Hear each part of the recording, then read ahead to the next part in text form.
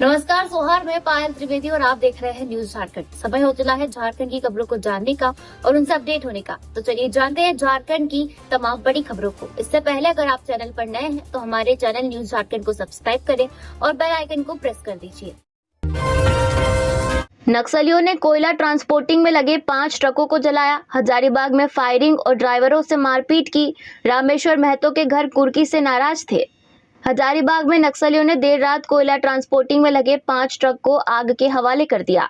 इस दौरान 10 से 12 की संख्या में आए नक्सलियों ने कई राउंड फायरिंग भी की और ट्रक ड्राइवरों के साथ मारपीट की। घटना की जानकारी मिलने के बाद पुलिस के आला अधिकारी मौके पर पहुंचकर जांच में जुट गए हैं।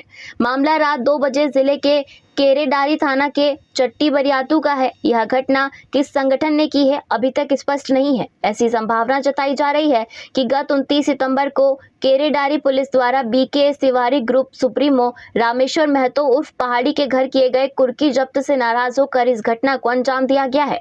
बता दें कि जिस क्षेत्र में यह घटना हुई है उसी इलाके की एक कंपनी में अपराधियों ने दिन दहाड़े एक कंपनी में घुसकर गोलीबारी की थी। अभी उस मामले की जांच भी नहीं हो पाई है। मौके पर मौजूद हाईवा चालकों ने बताया कि नक्सली अपने साथ पेट्रोल लेकर आए थे। देर रात एक कतार में 6 गाड़ियां लगी हुई थी। नक्सलियों ने कतार के बीच में लगी एक हाईवा को आग के हवाले नहीं किया, दूसरी गाड़ियों को जला दिया। जिस हाईवा को नक्सलियों ने आग नहीं लगाया उसका चालक बाद में चाला के अपने वाहन को वहां से लेकर फरार हो गया। नक्सलियों के इस कदम पर सवाल खड़े हो रहे हैं। बीच में खड़ा हाईवा को नहीं जलाने के पीछे का राज क्या है? फिलहाल मौके पर सुबह से ही बड़कागांव एसडीपीओ कुलदीप कुमार, इंस्पेक्टर अनिल कुमार, थाना प्रभारी अजीत कुमार, एनटीपीसी के अधिकारी रोहित पाल घटनास्थल पर पहुंच गए थे, जिसके बाद हजारीबाग एसपी अरविंद कुमार सिंह मौके पर पहुंच गए हैं। फिलहाल वह थाना में कैंप किए हुए हैं और छापामार कार्रवाई शुरू हो गई है। हेमंत सोरेन का एक्स पर पोस्ट, कहा कल पीएम झारखंड आ रहे, हमारा हक 1.36 लाख करोड़ लौटाएं। मुख्यमंत्री हेमंत सोरेन ने आज की सुबह 10:30 बजे सोशल मीडिया पर एक पोस्ट शेयर की है। उन्होंने झारखंड मुक्ति मोर्चा द्वारा जारी पोस्टर शेयर करते हुए प्रधानमंत्री नरेंद्र मोदी से झारखंड का 1.36 लाख करोड़ बकाया राशि लौटाने की मांग की है। उन्होंने लिखा कि कल को जब प्रधानमंत्री झारखंड में होंगे तो हमारा हक हमें लौटाएंगे, इसका मुझे पूर्ण विश्वास है। हेमंत सोरेन ने आगे लिखा कि यह हक समस्त झारखंडियों का है, यह हमारे मेहनत और हमारे जमीन का पैसा है।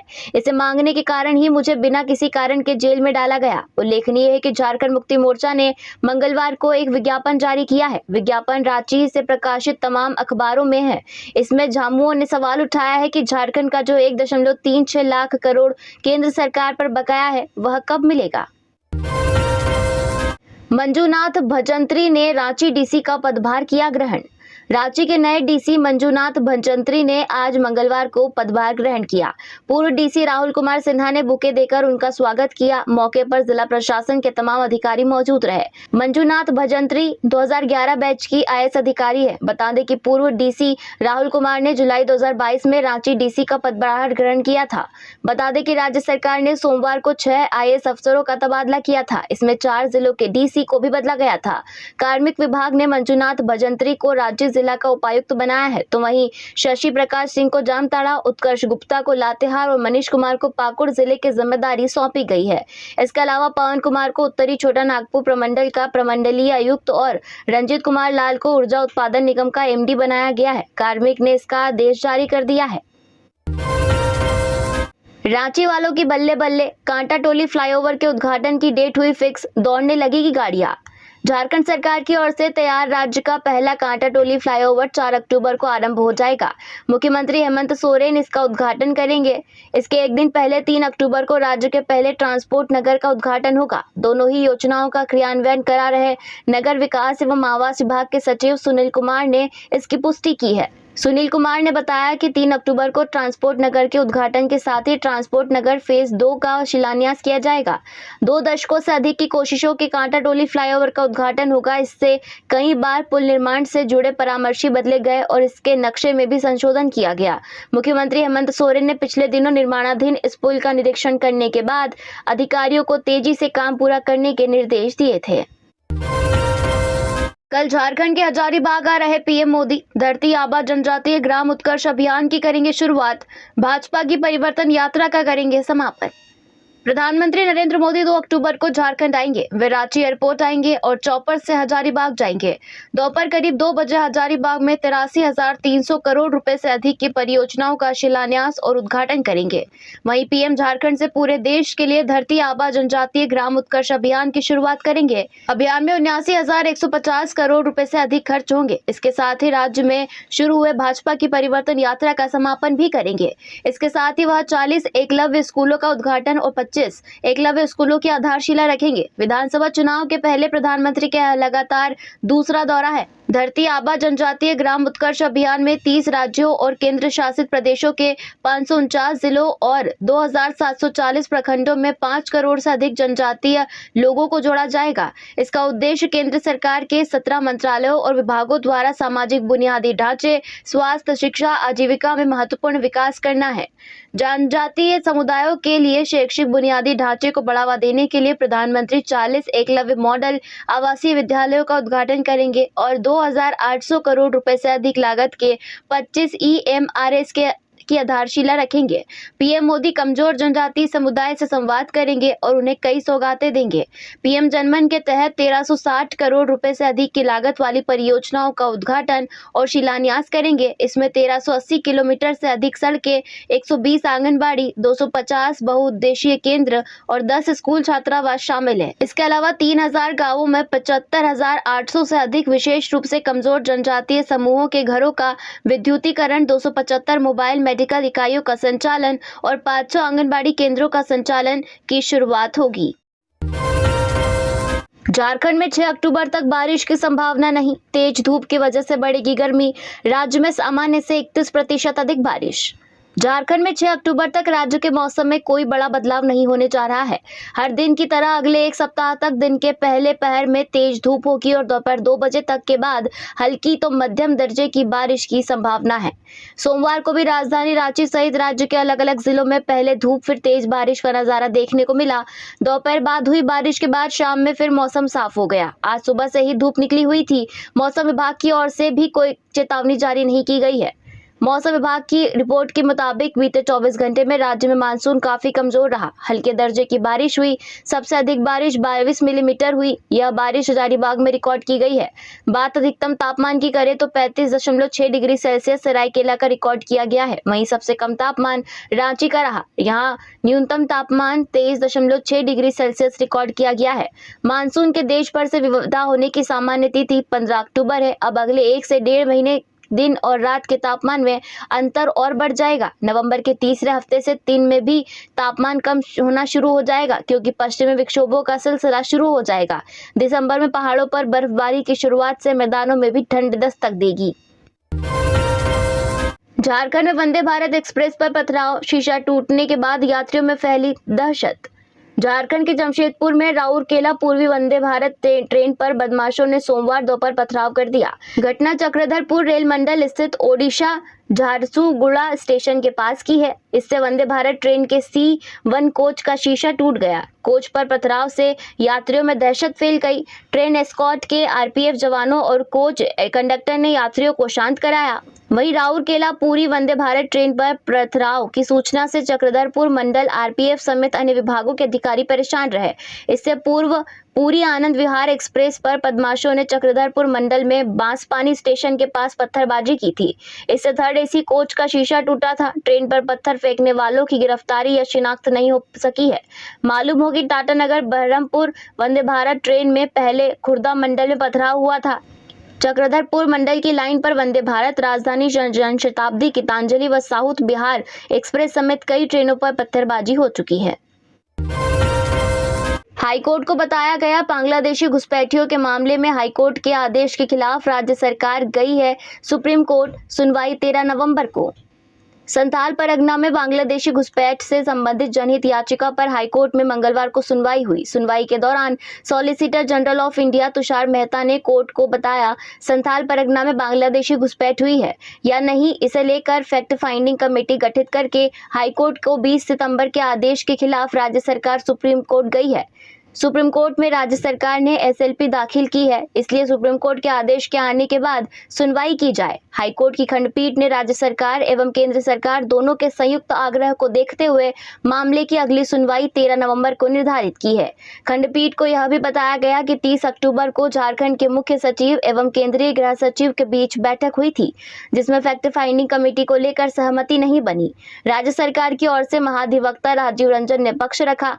पिछली सुनवाई में हाईकोर्ट में राज्य सरकार की ओर से वर्चुअल रूप से जुड़े सुप्रीम कोर्ट के वरीय अधिवक्ता कपिल ने कहा था कि केंद्र सरकार ने बांग्लादेश के घुसपैठियों के झारखंड में प्रवेश के संबंध में कोई डाटा अपने शपथ पत्र में नहीं दिया है। उनकी ओर से यह भी कहा गया है कि सुप्रीम कोर्ट में इसी तरह का मामला पेंडिंग है। पीएम मोदी का झारखंड दौरा, प्रधानमंत्री को कैसे दिया जाता है खाना और पानी, कौन करता है जांच। प्रधानमंत्री नरेंद्र मोदी के झारखंड दौरे के दौरान उनके खाने पीने की भी विशेष व्यवस्था की गई है।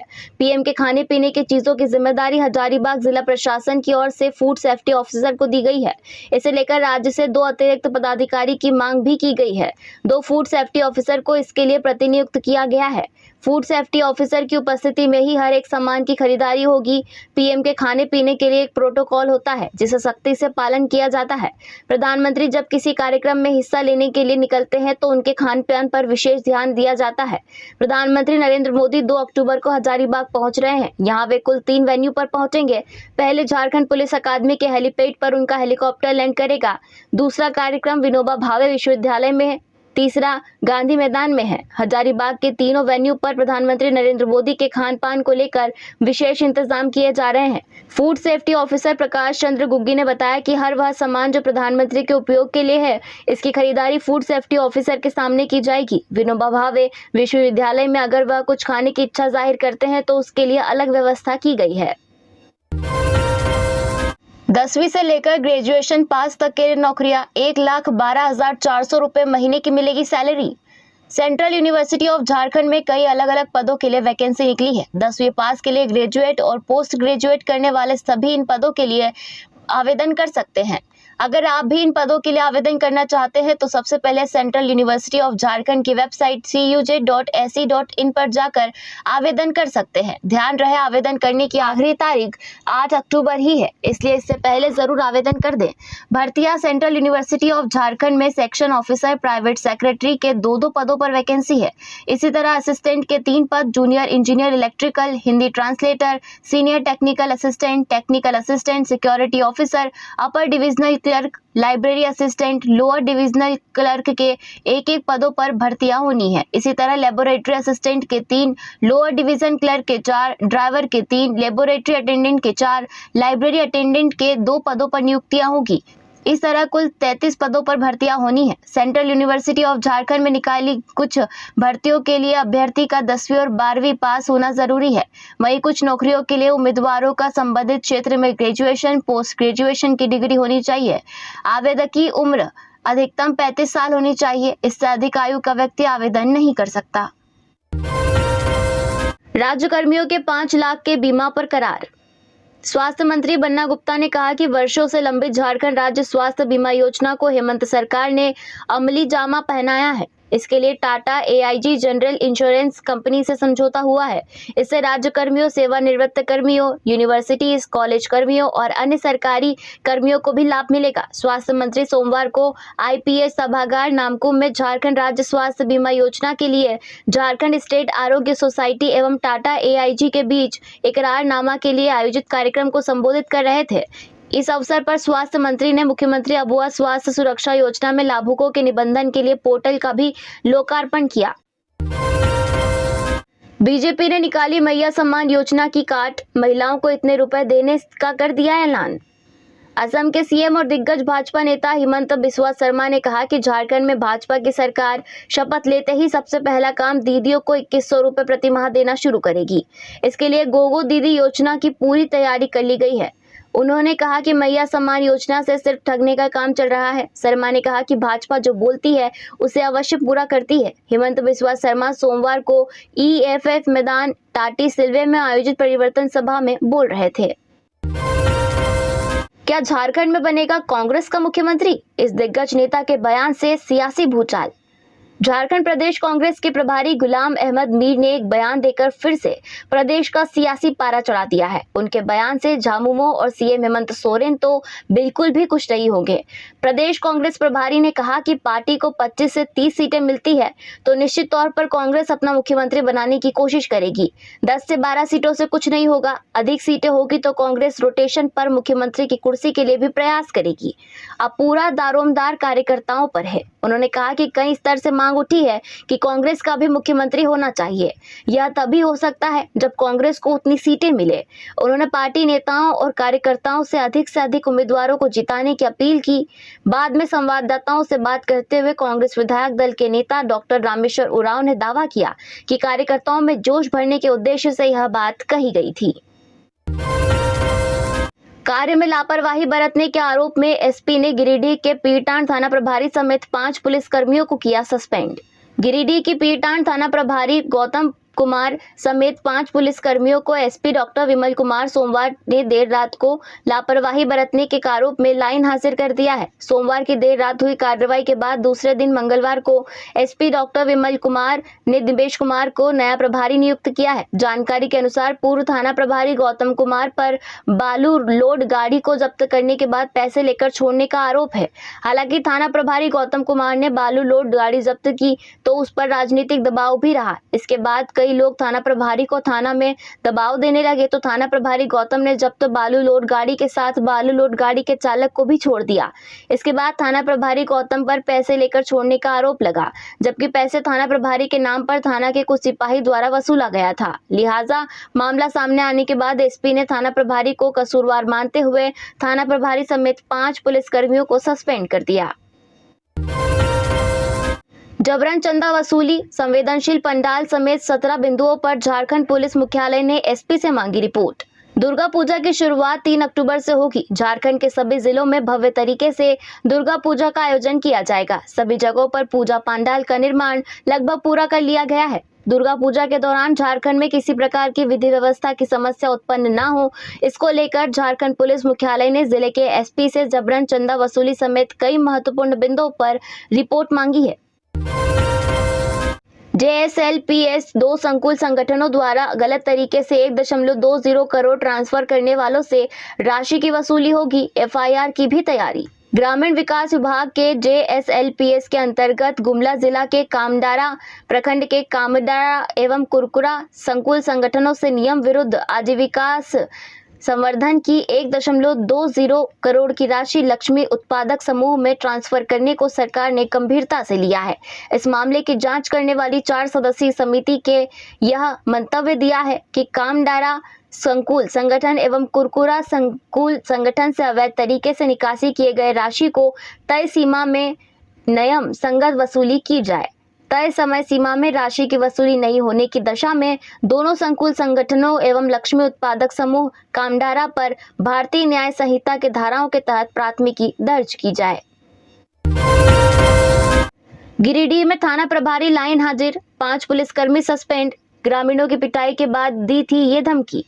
ग्रामीणों को प्रताड़ित करने और रकम वसूलने के आरोपों से घिरे पीरटांड थाना प्रभारी को लाइन हाजिर कर दिया गया है, जबकि 5 कर्मियों को निलंबित कर दिया गया है। यह कार्रवाई एसपी डॉक्टर विमल कुमार ने की है। अवर निरीक्षक गौतम कुमार को लाइन हाजिर करने के बाद अब दीपेश कुमार को पीरटांड का थाना प्रभारी बनाया गया है। दूसरी तरफ पचम्बा में भी नए थानेदार की पोस्टिंग की गई है। यहां राजीव कुमार को थानेदार बनाया गया है। इसी तरह 5 पुलिसकर्मियों को निलंबित करने की कार्रवाई की गई है। जिन्हें निलंबित किया गया है उनमें सहायक अवर निरीक्षक कुशल सिंह मुंडा, हवलदार शिवनंदन सिंह, आरक्षी संदीप कुमार, पंकज कुमार, प्रदीप मंडल और कैलाश प्रसाद शामिल है। यहाँ बता दें कि पिछले दिनों ट्रैक्टर पकड़ने के बाद 5 लोगों को थाना लाया गया था। इन 5 लोगों से 1,14,900 रुपए वसूला गया था। थाने से छूटने के बाद इन सभी ने यह शिकायत की थी कि उन्हें सिर्फ पीटा गया है, बल्कि नक्सली कांड में जेल भेजने की धमकी देकर वसूली भी की गई है। इस मामले की लिखित शिकायत की गई। शिकायत मिलते ही एसपी डॉक्टर विमल ने डुमरी SDPO सुमित कुमार को जाँच करने के निर्देश दिए। जाँच में यह साफ हुआ कि ग्रामीणों का आरोप सही है। एसपी ने इस कार्रवाई की पुष्टि की है। परिवर्तन यात्रा झारखंड में भाजपा की अंतिम यात्रा। सरयू को लाफ्टर शो में जाने की जरूरत, डॉक्टर अजय कुमार। जमशेदपुर के पूर्व सांसद सह कांग्रेस के राष्ट्रीय प्रवक्ता डॉक्टर अजय कुमार ने विधायक सरयू राय पर जनता के साथ वादा खिलाफी करने का आरोप लगाया है। डॉक्टर अजय कुमार ने कहा कि उन्हें धरना देने की नहीं बल्कि कपिल शर्मा शो में जाने की जरूरत है। कांग्रेस के राष्ट्रीय प्रवक्ता डॉक्टर अजय कुमार ने भाजपा पर तंज कसा है। उन्होंने कहा कि भाजपा की परिवर्तन यात्रा झारखंड में अंतिम यात्रा होगी। जमशेदपुर लोकसभा अंतर्गत जमशेदपुर पूर्वी विधानसभा में राजनीति गर्म होती दिख रही है। क्षेत्र के विधायक सरयू राय पर कांग्रेस नेता डॉक्टर अजय कुमार ने चुनाव में जनता से किए गए वादों को नहीं निभाने का आरोप लगाया है। बिष्टुपुर एक होटल में मीडिया से बातचीत के दौरान डॉक्टर अजय कुमार ने कहा कि भटकाना, लटकाना, अटकाना, मटियाना और भूल जाना यही सरयू राय का चरित्र है। उन्होंने कहा कि सरयू राय ने 5 वर्षों में केवल जनता को ठगा है। 6 अवर सचिव की पोस्टिंग मंत्रिमंडल निर्वाचन विभाग में। विधानसभा चुनाव की तैयारी को देखते हुए झारखंड सचिवालय सेवा के 6 अवर सचिव के पदाधिकारियों का स्थानांतरण पदस्थापना किया गया है। सभी पदाधिकारियों को मंत्रिमंडल निर्वाचन विभाग में पदस्थापित किया गया है। सीएम की अनुमति से इस संबंध में कार्मिक विभाग ने अधिसूचना जारी कर दी है। स्वास्थ्य विभाग से मनोज कुमार सिंह, पीसीसीएफ कार्यालय रांची से संजय कुमार सिन्हा, राजस्व परिषद से घनश्याम प्रसाद, जल संसाधन विभाग से विनोद कुमार, उद्योग विभाग से संतोष कुमार चौबे व कृषि विभाग से विभाष चंद्र सिंह की सेवा मंत्रिमंडल निर्वाचन विभाग में पदस्थापित किया गया है। विधायक कमलेश कुमार सिंह का भाजपा नेताओं ने किया विरोध, कहा जिसके खिलाफ लड़ाई लड़ी वह पार्टी में स्वीकार्य नहीं। राष्ट्रवादी कांग्रेस पार्टी के विधायक कमलेश सिंह का भारतीय जनता पार्टी में विरोध शुरू हो गया है। कमलेश सिंह पलामू के हुसैनाबाद से विधायक है और 3 अक्टूबर को भारतीय जनता पार्टी में शामिल होने वाले हैं। कमलेश सिंह के भारतीय जनता पार्टी में शामिल होने की खबर फैलने के बाद भाजपा के नेता एकजुट हो गए हैं। हुसैनाबाद विधानसभा क्षेत्र के भाजपा नेता एनसीपी से विधायक कमलेश सिंह को पार्टी में शामिल करने का विरोध कर रहे हैं। हुसैनाबाद क्षेत्र से भारतीय जनता पार्टी के बड़े नेता ज्योतिरीश्वर सिंह, विनोद सिंह, प्रफुल्ल सिंह, कामेश्वर कुशवाहा, रविंद्र सिंह, अशोक सिंह समेत कई नेता एकजुट हुए हैं। सभी नेता हुसैनाबाद विधानसभा क्षेत्र से अपनी अपनी दावेदारी कर रहे हैं। कांग्रेस और माले इतनी सीटों पर करेगा दावेदारी, एनडीए में जदयू की एंट्री। झारखंड में विधानसभा चुनाव को लेकर पार्टियों ने कमर कस ली है। चुनावी बिसात में चाल चली जा रही है। विधानसभा के चुनाव में इंडिया और एनडीए गठबंधन के बीच सीधी टक्कर है। चुनाव 2 ध्रुवों के बीच ही होना है। एनडीए और इंडिया दोनों ही गठबंधन अपनी ताकत बढ़ाने के लिए कुंभा जोड़ रहे हैं। एनडीए गठबंधन में अब जदयू का नया कोण बनने जा रहा है। पिछले 2 चुनाव से झारखंड में एनडीए गठबंधन से दूर रहे जदयू की नई एंट्री का रास्ता तैयार हो रहा है। झारखंड में जदयू 3 सीटों पर दावा की जमीन भी तैयार कर रहा है। पूर्व मंत्री राजा पीटर की वापसी इसका ही संकेत है। राजा पीटर को एक रणनीति के तहत जदयू में शामिल कराया गया है। फिलहाल झामुमो की जमीन तमाड़ में विकास मुंडा के खिलाफ एनडीए से राजा पीटर को उतारा जा सकता है। वहीं जदयू जमशेदपुर पूर्वी और छतरपुर सीट पर दावा ठोक सकता है। जमशेदपुर पूर्वी से निर्दलीय विधायक सरयू राय जदयू में शामिल हो गए हैं। सरयू राय के सहारे इस सीट पर जदयू की नजर है। वहीं छतरपुर में पूर्व मंत्री सुधा चौधरी चुनाव जीत चुकी है। ऐसे में सीट पर जदयू दावेदारी कर सकता है। तो यह थी झारखंड की टॉप बड़ी खबरें। इसी तरह झारखंड की और भी तमाम खबरों को जानने के लिए हमारे चैनल न्यूज झारखंड को सब्सक्राइब करें और बेल आइकन को प्रेस कर दीजिए।